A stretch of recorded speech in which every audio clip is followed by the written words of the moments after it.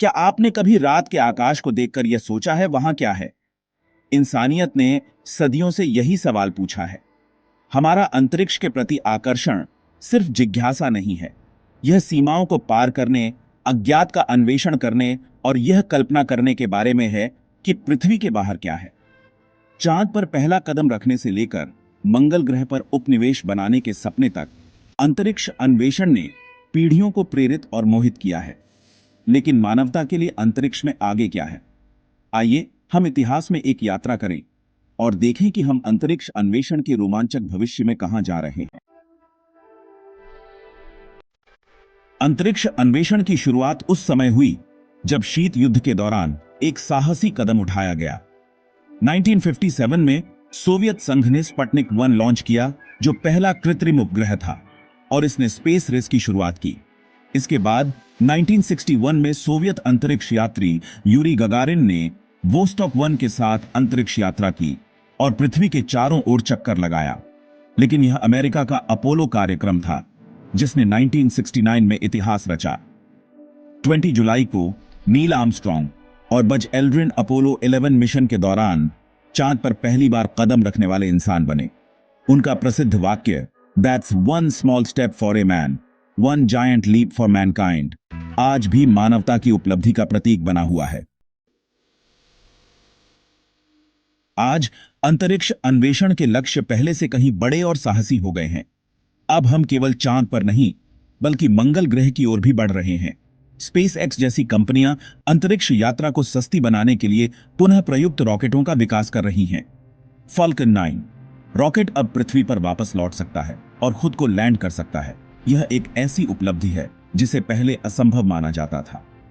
NASA का Artemis कार्यक्रम 2025 तक चांद पर मनुष्यों को वापस भेजने का लक्ष्य रखता है और यह मंगल ग्रह की ओर हमारी यात्रा में एक महत्वपूर्ण कदम है। चांद सिर्फ एक गंतव्य नहीं है, यह उन प्रौद्योगिकियों और प्रणालियों का परीक्षण स्थल होगा जिनकी जरूरत लंबे समय तक अंतरिक्ष यात्रा के लिए है। हम नई जीवन समर्थन प्रणालियां, आवास और चांद से संसाधन निकालने की क्षमता विकसित कर रहे हैं, जो भविष्य के अभियानों में सहायक होंगे।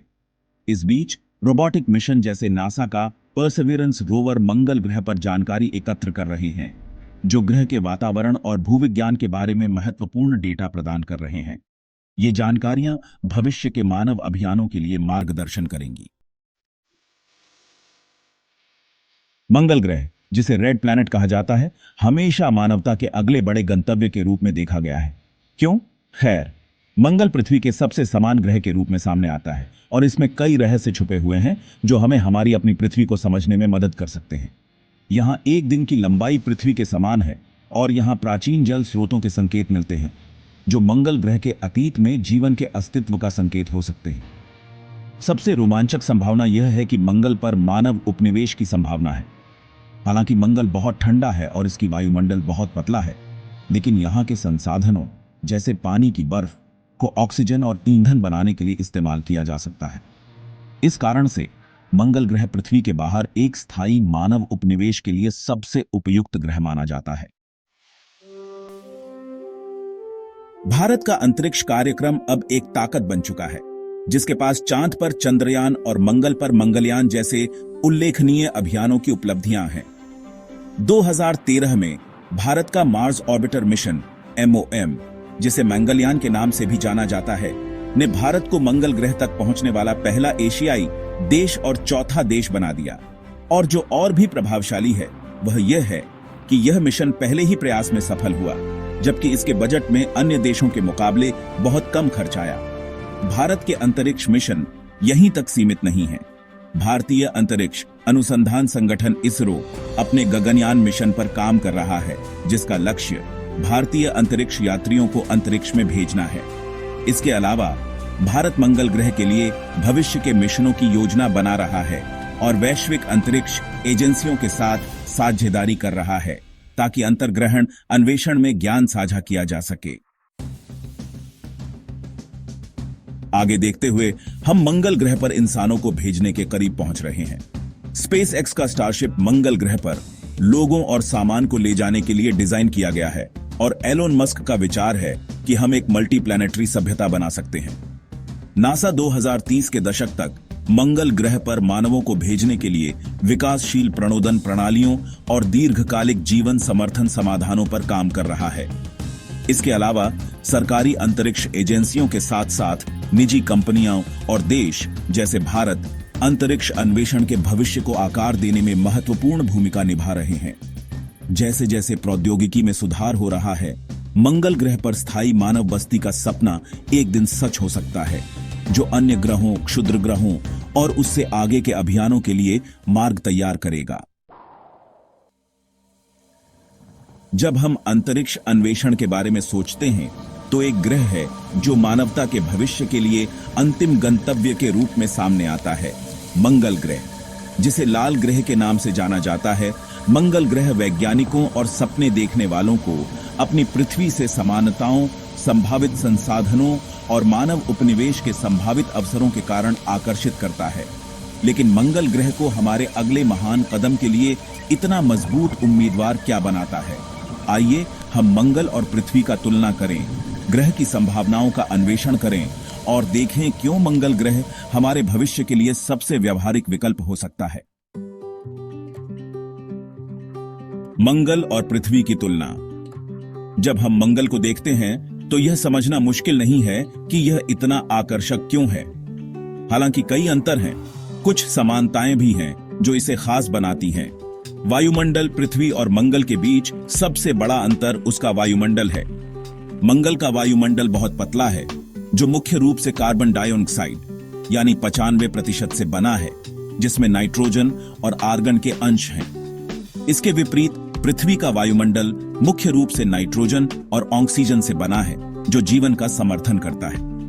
मंगल का पतला वायुमंडल हानिकारक विकिरण और अत्यधिक तापमान से बहुत अधिक सुरक्षा प्रदान नहीं करता, जो उपनिवेशीकरण के लिए चुनौतीपूर्ण होगा। हालांकि वैज्ञानिक इस चुनौती से निपटने के लिए कृत्रिम वायुमंडल बनाने या मंगल ग्रह को दीर्घकालिक रूप से परिवर्तित करने के तरीकों पर काम कर रहे हैं। गुरुत्वाकर्षण। मंगल पर पृथ्वी की तुलना में लगभग 38% गुरुत्वाकर्षण होता है। जबकि यह एक चुनौती की तरह लग सकता है, इसके फायदे भी हैं। कम गुरुत्वाकर्षण भारी उपकरणों को ले जाने और बड़ी संरचनाएं बनाने में मदद कर सकता है, लेकिन यह मानव स्वास्थ्य के लिए जोखिम भी उत्पन्न कर सकता है, जैसे समय के साथ मांसपेशियों और हड्डियों का नुकसान। इन प्रभावों को कम करने के लिए समझने की आवश्यकता होगी, ताकि लंबे समय तक मानव बस्तियां बनाई जा सकें। पृथ्वी से दूरी। मंगल पृथ्वी से औसतन 225 मिलियन किलोमीटर यानी 140 मिलियन मील दूर है और यात्रा में 6 से 9 महीने तक का समय लग सकता है। यह इस बात पर निर्भर करता है कि दोनों ग्रह कहां स्थित हैं। हालांकि यह एक बड़ा फासला है, फिर भी यह अन्य ग्रहों जैसे बृहस्पति या शनि की तुलना में अपेक्षाकृत पास है, जो मंगल को उपनिवेशीकरण के लिए निकटतम और सबसे व्यावहारिक विकल्प बनाता है। क्यों मंगल ग्रह उपनिवेशीकरण के लिए सबसे व्यावहारिक ग्रह है? मंगल को दूसरी पृथ्वी कहा जाता है और इसके कुछ कारण हैं। आइए हम देखें क्यों। इसे हमारे सौरमंडल का सबसे व्यावहारिक ग्रह माना जाता है। सौरमंडल में स्थान मंगल गोल्डीलॉक्स जोन में स्थित है, वह क्षेत्र जहां स्थितियां इस प्रकार होती हैं कि वहां पानी की लिक्विड अवस्था हो सकती है, न तो ज्यादा गर्म और न ही ज्यादा ठंडा। जबकि मंगल पृथ्वी से ठंडा है, इसके सतह की स्थितियां फिर भी संभावनाओं के दायरे में हैं, यदि हम पर्यावरणीय चुनौतियों को हल कर सकते हैं। दिन की लंबाई। मंगल का दिन बहुत दिलचस्प है क्योंकि उसकी दिन रात्रि की लंबाई पृथ्वी के बहुत करीब है। मंगल पर एक दिन, जिसे सोल कहा जाता है, पृथ्वी के दिन से सिर्फ 24 घंटे और 39 मिनट लंबा होता है। इसका मतलब यह है कि मंगल पर बसा हुआ व्यक्ति पृथ्वी की तरह ही दिनचर्या का पालन कर सकता है, जिससे लंबे समय तक अंतरिक्ष यात्रा के मानसिक प्रभावों को कम किया जा सकता है। स्थिरता की संभावनाएं। गैस दिग्गजों जैसे बृहस्पति या शनि की तुलना में मंगल की सतह ठोस है, जिससे वहां संरचनाएं बनाना और स्थिर बस्ती स्थापित करना संभव हो सकता है। इसके सतह में ऐसे प्राकृतिक संसाधन हैं जो जीवन को सहारा देने की क्षमता रखते हैं, जैसे पानी की बर्फ, खनिज और निर्माण सामग्री, जो आवश्यक संरचनाएं और बुनियादी ढांचे बनाने के लिए इस्तेमाल हो सकती हैं। मंगल ग्रह के संसाधन। पानी की बर्फ, खनिज और कृषि विकास की संभावनाएं। मंगल ग्रह के बारे में सबसे रोमांचक पहलुओं में से एक है इसके संसाधन जो मानव उपनिवेश को सहारा देने में महत्वपूर्ण भूमिका निभा सकते हैं।